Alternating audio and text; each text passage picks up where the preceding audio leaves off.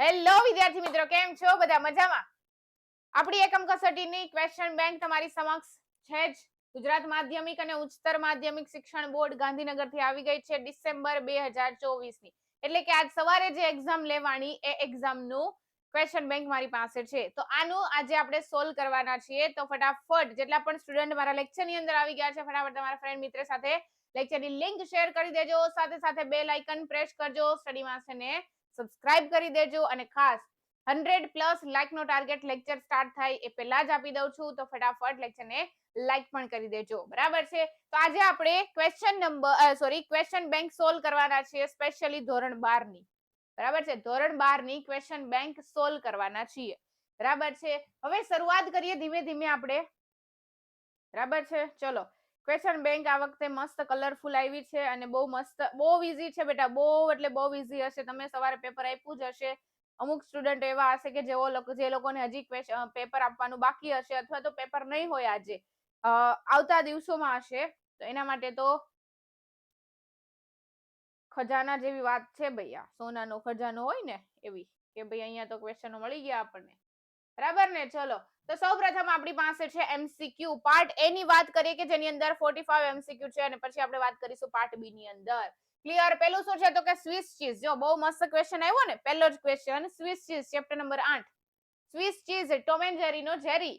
એની અંદર જોવા મળતા મોટા કાણા કયા સજીવને કારણે સર્જાય છે? આપણને ખ્યાલ છે સ્વિસ ચીઝ ની અંદર જોવા મળતા કાણા છે કોના કારણે સર્જાય? તો કે CO2 ના કારણે. અને સજીવ કયો આવશે? પ્રોપિયોની બેક્ટેરિયમ શર્માની નામના સજીવના કારણે. જોડકા જોડો, હાલો જોડી નાખીએ. જોડકા જોડો. શું કીધું છે? એસ્પરજીલસ નાઇજર સાઇટ્રિક એસિડ બનાવે. Acetobacter aceti, acetic acid, butyricum, clostridium butyric acid, lactobacillus lactic acid. બહુ ઈઝી સવાલ છે. ક્વેશ્ચન આન્સર આવશે C. Question number 3, clot buster.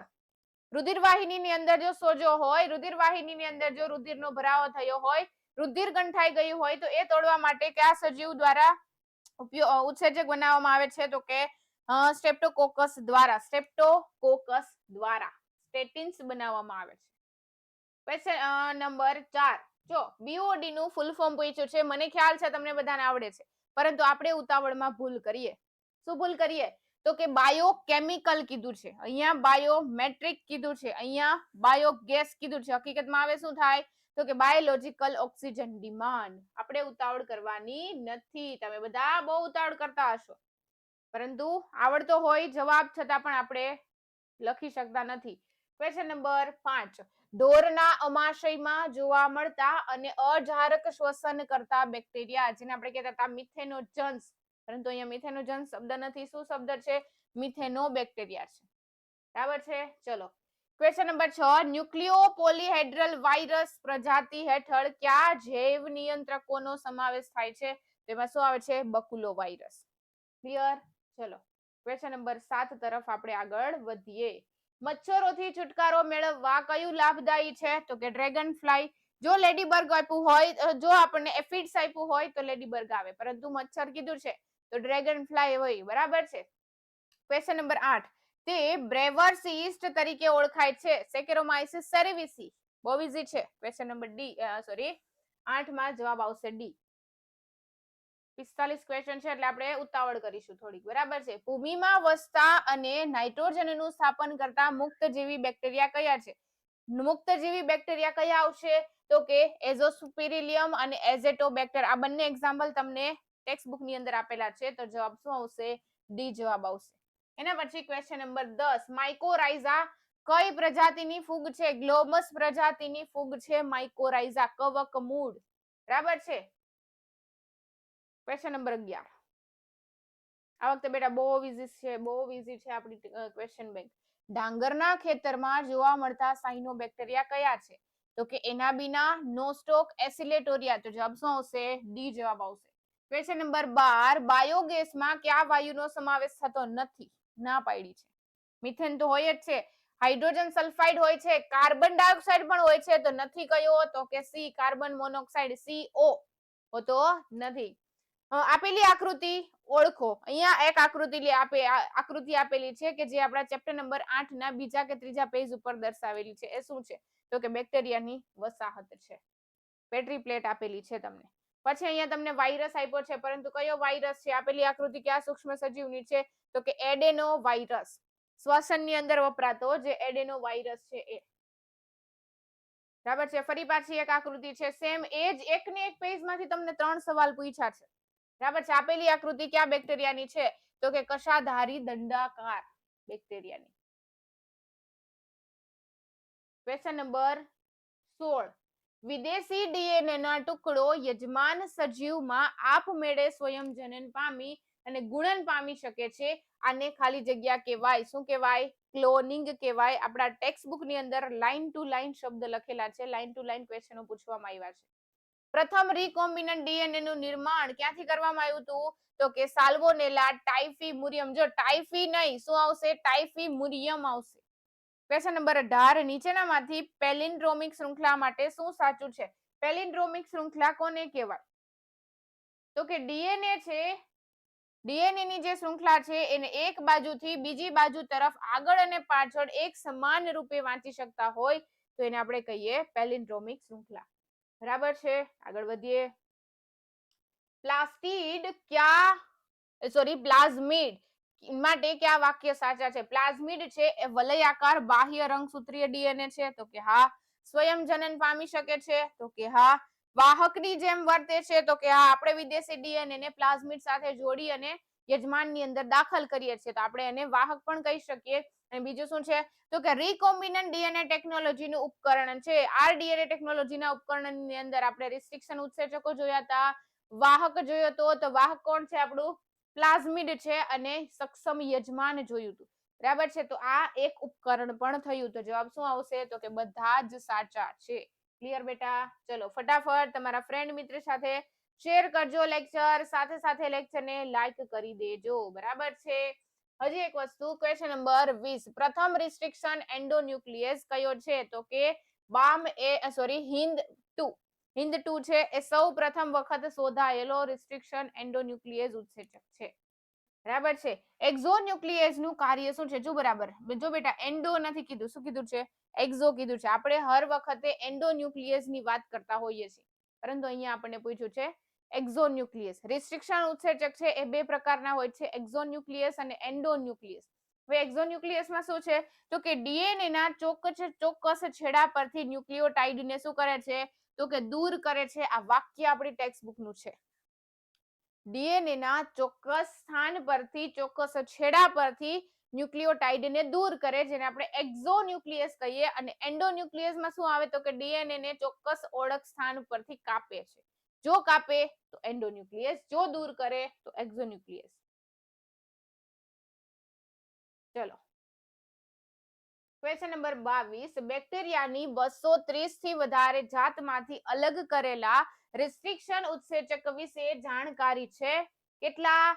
તો કે 900 થી પણ વધારે. 230 બેક્ટેરિયા, એની સામે રિસ્ટ્રિક્શન ઉત્સેચક કેટલા? તો કે 900 થી પણ વધારે. Question number 23. નીચેના વિધાનમાંથી ક્યા સાચા અને ક્યા ખોટા છે? જો શું કીધું છે? તો કે ઇલેક્ટ્રોફોરેસિસ પદ્ધતિની અંદર માધ્યમ કોણ છે? તો કે એગેરોસ જેલ છે.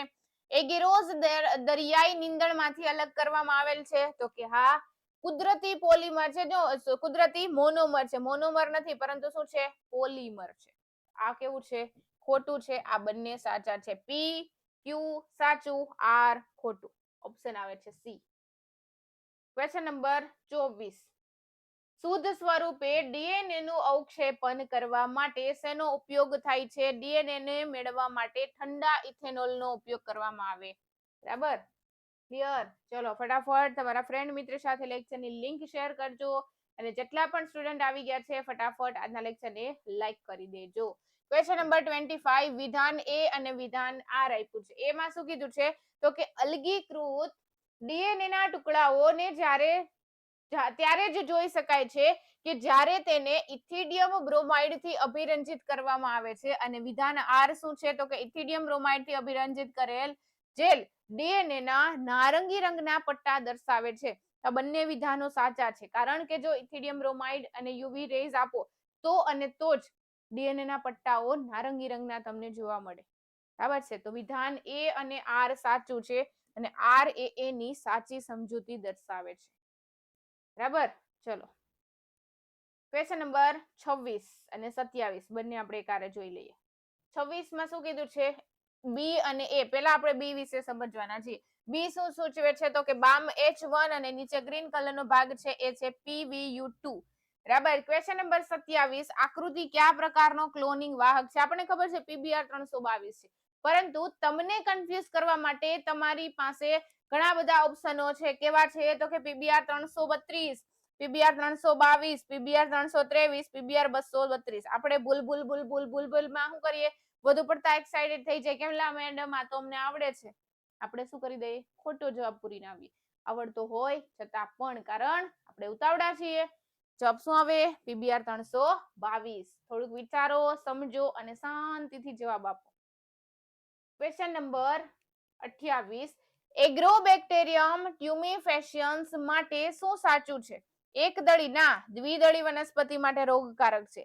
ડીએનએ નો એક ખંડ કે જેને આપણે શું કહેતા હતા? ટીડીએનએ કહીએ છીએ. અહીંયા ગાંઠમાં પ્રેરતું નથી, નહીં આવે, છે આવે. અહીંયા પણ નથી, નહીં આવે, છે આવશે. બરાબર છે, ચલો ક્વેશ્ચન નંબર 29,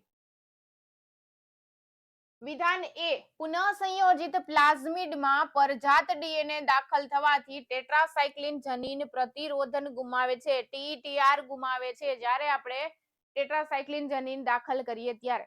આ વિધાન સાચું છે.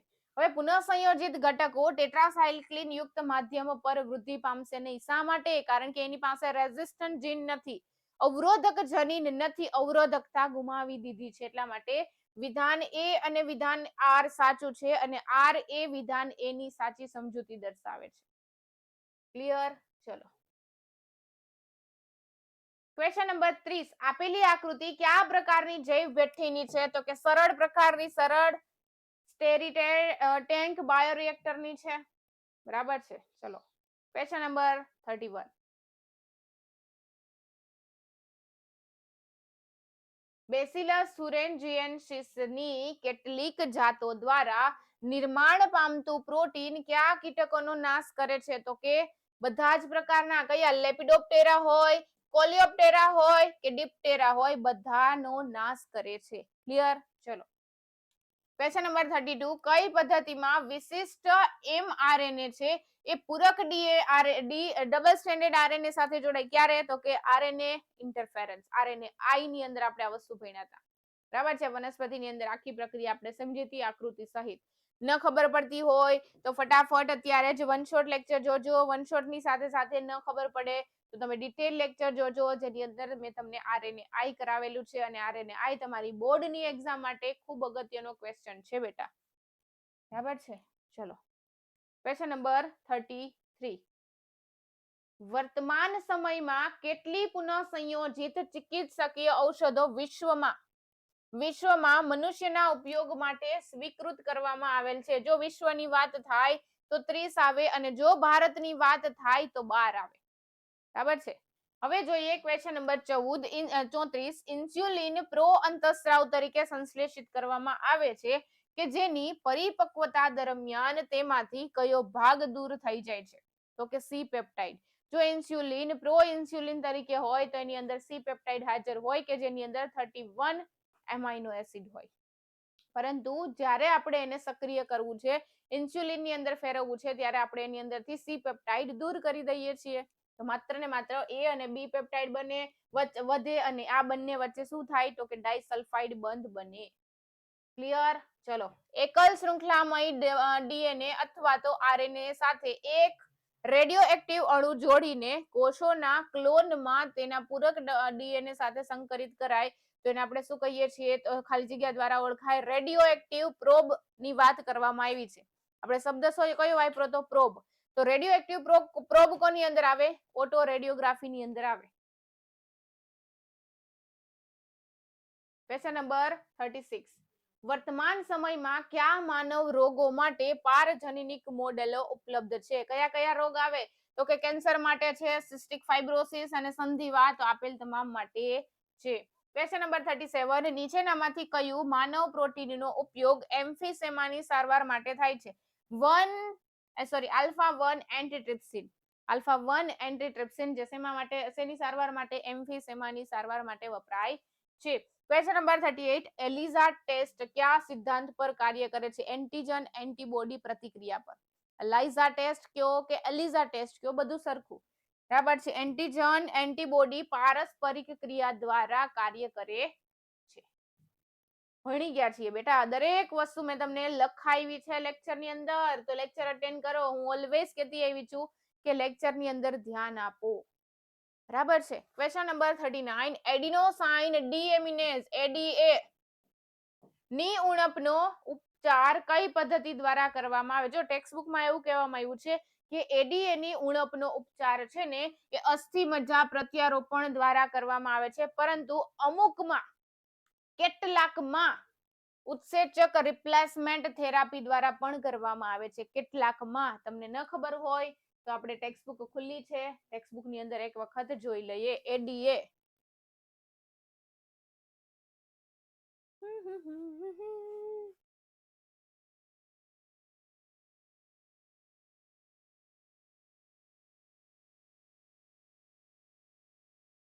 વધુ પડતા આપણે આગળ આવી ગયા.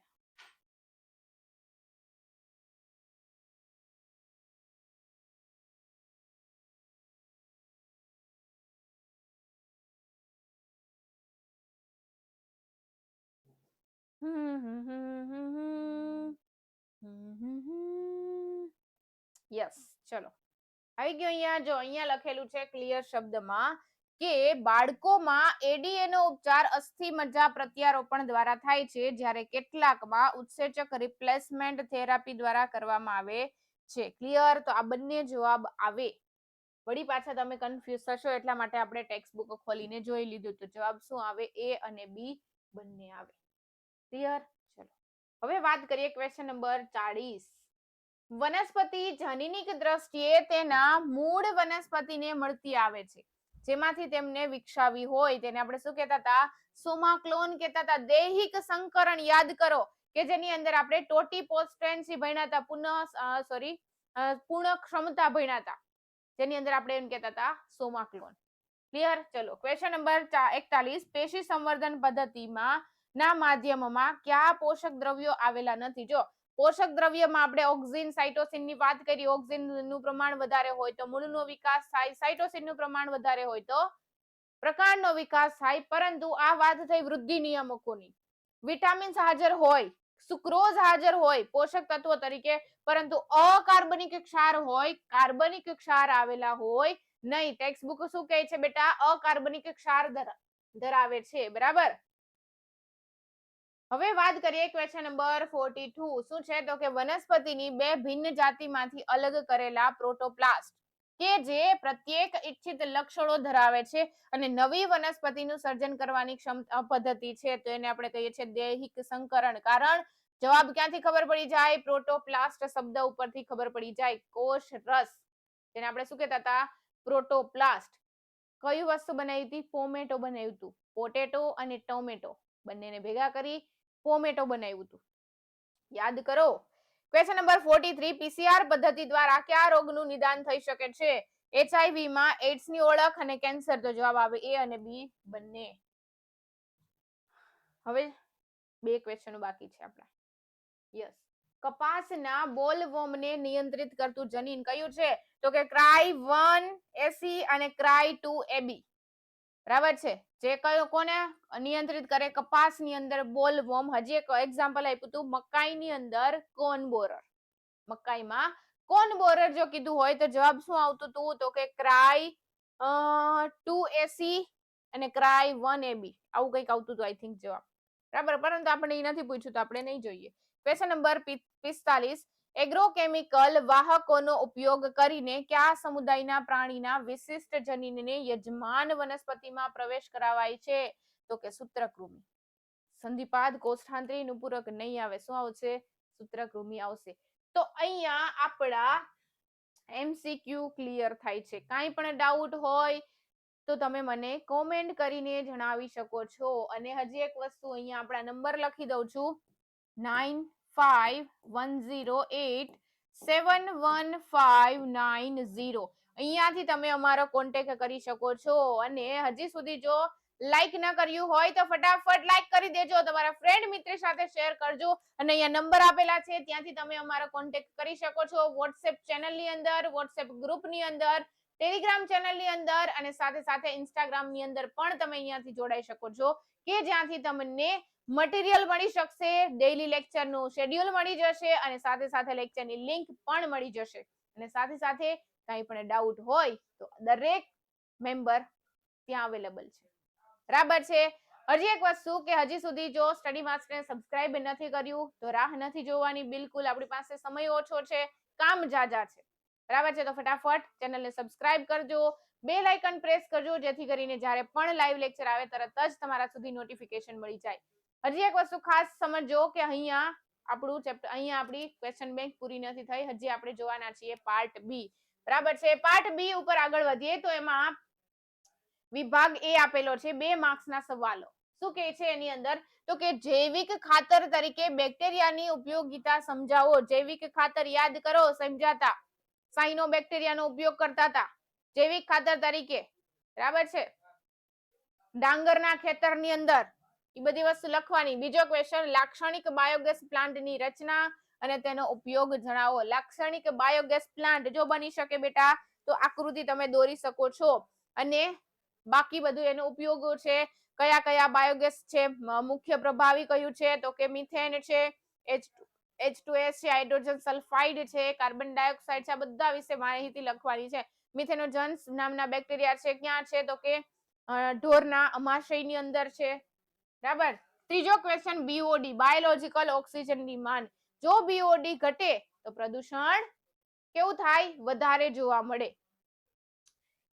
પ્રતિજૈવિક દ્રવ્ય વિશે ટૂંકમાં સમજાવો. પ્રતિજૈવિક દ્રવ્ય મતલબ એન્ટીબાયોટિક્સ. એની શોધ એલેક્ઝાન્ડર ફ્લેમિંગ નામના વૈજ્ઞાનિકે કરી હતી. Ernst chain. બરાબર છે. આ બધાએ શું કર્યું હતું તો કે એને તીવ્ર ક્ષમતા વાળી એન્ટીબાયોટિક તરીકે સાબિત કરેલી હતી. Question number 5, lactic acid lab બેક્ટેરિયાનો ઉપયોગ સમજાવો. કઈ કઈ જગ્યાએ કરતા હતા? દહીંની બનાવટમાં કરતા હતા, ઢોસા અને ઇડલીના ખીરાની અંદર આથમણની પ્રક્રિયામાં કરતા હતા. દરેક વસ્તુ લખવાની. બરાબર છે.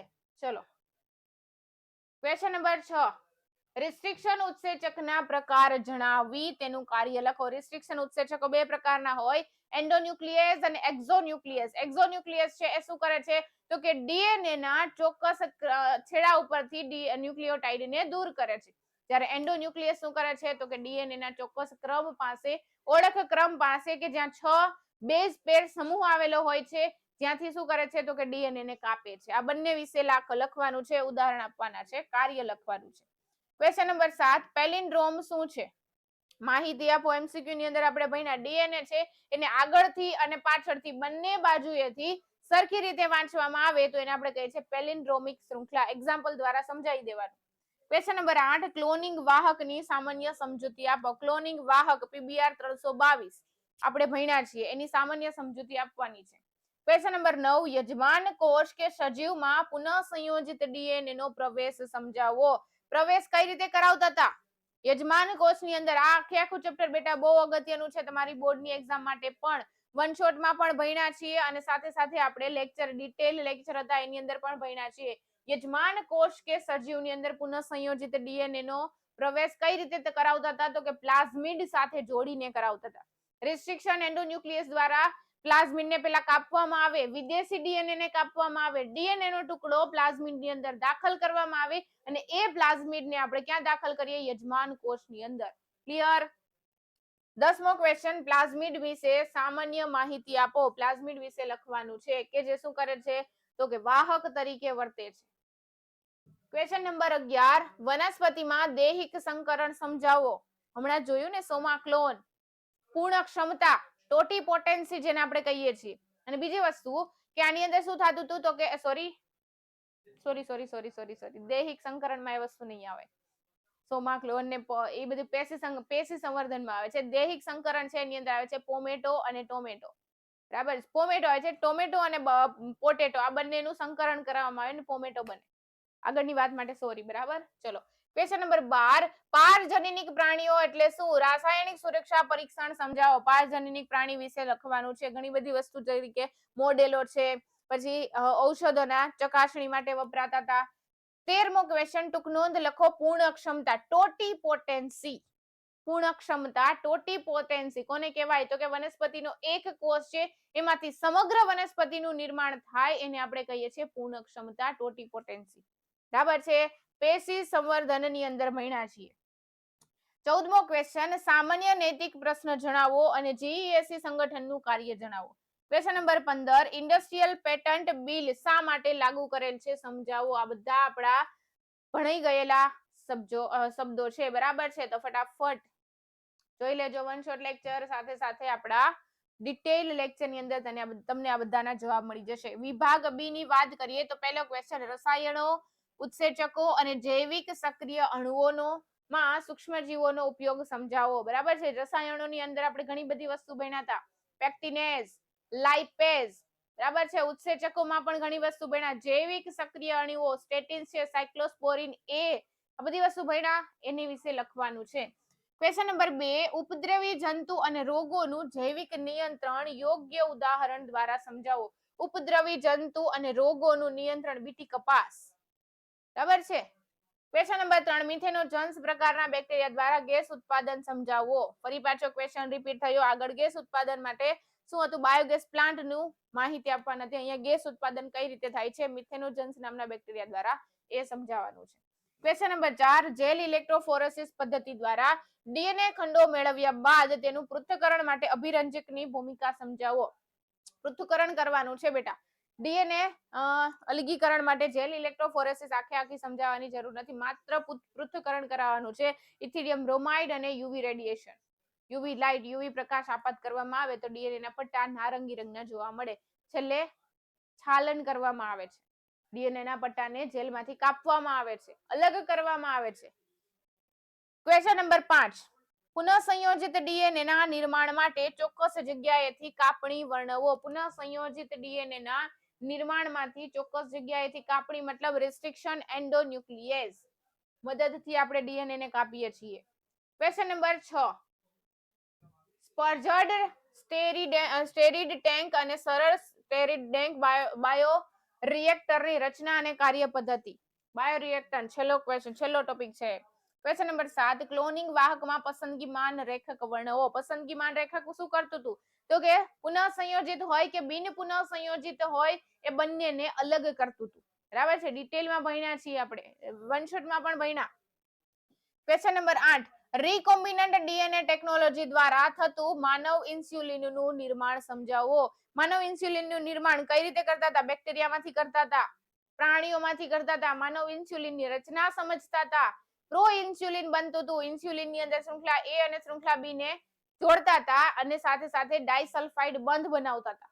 યુમ્યુલિન જેને કહેતા હતા. ક્વેશ્ચન નંબર 9, એડીએ, એડિનોસાઇન ડીએમિનેઝ ઉણપથી થતા રોગની સારવાર સમજાવો. એના ઉણપથી શું થાય? તો કે પ્રતિકારકતા ઘટી જાય. કોની અંદર થાય? બાળકોની અંદર થાય.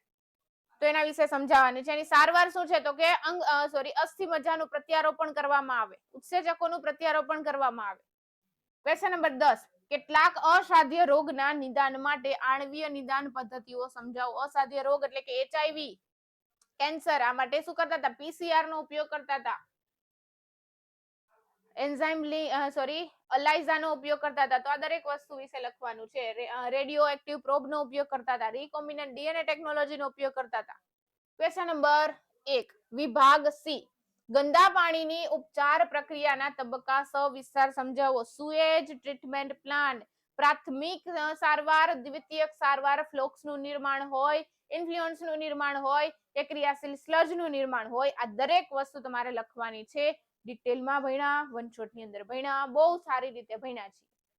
ક્વેશ્ચન નંબર 2, સવિસ્તાર સમજાવો. રિસ્ટ્રિક્શન ઉત્સેચકો, બધી વસ્તુ રિસ્ટ્રિક્શન ઉત્સેચકની શોધથી લઈ કેટલા શોધાયેલા છે, કેટલા બેક્ટેરિયામાંથી 900 થી વધારે રિસ્ટ્રિક્શન ઉત્સેચકો શોધાઈ ગયા છે, 230 જેટલા બેક્ટેરિયાનો ઉપયોગ કર્યો છે, એના પ્રકાર, એનું કાર્ય, બધી વસ્તુ લખવાની.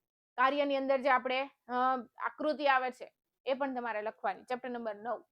ક્લિયર? ચલો ક્વેશ્ચન નંબર 3, ક્લોનિંગ વાહકના સંદર્ભમાં ક્લોનિંગ જગ્યાઓ સવિસ્તાર વર્ણવો. ક્લોનિંગ જગ્યાઓ તમારે સવિસ્તાર વર્ણવવાની છે, જેની અંદર આપણે એક પ્રયોગ જોયા હતા, 2 પ્રયોગ આઈ થિંક જોયા હતા, બરાબર છે. ઝેડ જનીન વાળો બીટા ગેલેક્ટોસાઇડેઝ ની અંદર, અને એક આપણે ભણ્યા હતા TETR ટેટ્રાસાઇક્લિન રેઝિસ્ટન્ટ જીન. બંને પ્રયોગ તમારા ની અંદર લખવાના થશે. ક્વેશ્ચન નંબર 4, પારજનીનિક પ્રાણીના સંદર્ભમાં સામાન્ય દેહધર્મ વિદ્યા અને વિકાસ રોગોનો અભ્યાસ, જૈવિક નિપજો, રસી સુરક્ષાનું મહત્વ સમજાવો. અને છેલ્લે બીટી કપાસ, આપણા બધાનો ફેવરિટ ટોપિક બીટી કપાસ. ડિટેલમાં ભણ્યા છીએ આપણે. આટલું છે આપણા ક્વેશ્ચન બેંક ની અંદર. આઈ થિંક અહીંયા કમ્પ્લીટ થઈ છે. Yes, okay. ચલો ફરી પાછું આપણે એક વખત અહીંયા નંબર લખી દઈએ છીએ, જેથી કરીને તમારામાંથી કોઈ એવા સ્ટુડન્ટો હોય કે જે લોકોએ હજી સુધી સ્ટડી માસ્ટર સુધી ન પહોંચ્યા હોય, તો નંબર છે કંઈક આવા 9510871590. અહીંયાથી તમે અમારો કોન્ટેક્ટ કરી શકો છો, બરાબર છે, કે જ્યાંથી તમને દરેક મટીરિયલ હોય કે કાંઈ ડિટેલ હોય કે કાંઈ ન્યૂઝ હોય અથવા તો લેક્ચર રિલેટેડ કાંઈ અપડેટ હોય, દરેક વસ્તુ તમને અહીંયાથી મળી જશે. આપણા વોટ્સએપ ગ્રુપની અંદર તમે જોડાઈ જાઓ, વોટ્સએપ ચેનલની અંદર જોડાઈ જાઓ. સાથે સાથે તમારે આગળના લેક્ચરની પીડીએફ નોટ્સ જોતી હોય તો ટેલિગ્રામની અંદરથી તમને મળી જશે, સ્ટડી માસ્ટરની ચેનલ ઉપરથી. ક્લિયર? હજી ખાસ અગત્યની વસ્તુ બાકી છે.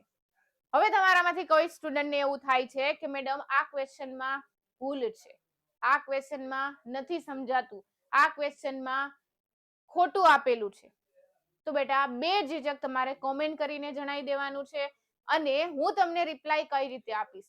મારી પાસે છે, આપણે હમણાં જોઈએ, આ નવી એનસીઆરટી ટેક્સ્ટ બુક છે મારી પાસે. તો નવી એનસીઆરટી ટેક્સ્ટ બુક ની અંદરના જે પેજ નંબર છે એ પેજ નંબર હું તમને લખીને કોમેન્ટ કરી દઈશ, બરાબર છે, કે આટલા નંબરના પેજ ઉપર આ શબ્દ મળ્યો છે, આ શબ્દ આપેલો છે. બની શકે કે તમારામાંથી કોઈ સ્ટુડન્ટને થિયરીના ક્વેશ્ચનનો જવાબ ટેક્સ્ટ બુકમાં ન મળતો હોય, તો એ પણ તમે મને પૂછી શકો છો કોમેન્ટ કરીને, બરાબર છે. ત્યાં આપણે દરેક વસ્તુનું માહિતી કોમેન્ટની અંદર મળી જશે તમને. કાંઈ પણ ક્વેરી હશે કે કાંઈ પણ મારા આન્સરો ઇન કેસ ખોટા પણ હોઈ શકે, હું એવું નથી કહેતી સાચું જ હોય, ખોટા હશે તો હું પિન કરીને જવાબ મૂકી દઈશ, પરંતુ લાઈક કરજો, તમારા ફ્રેન્ડ મિત્ર સાથે શેર કરજો, અને સાથે સાથે સબસ્ક્રાઇબ પણ કરી દેજો સ્ટડી માસ્ટર યુટ્યુબ ચેનલને. મળીએ છીએ આપણે next time. Thank you so much. Bye bye.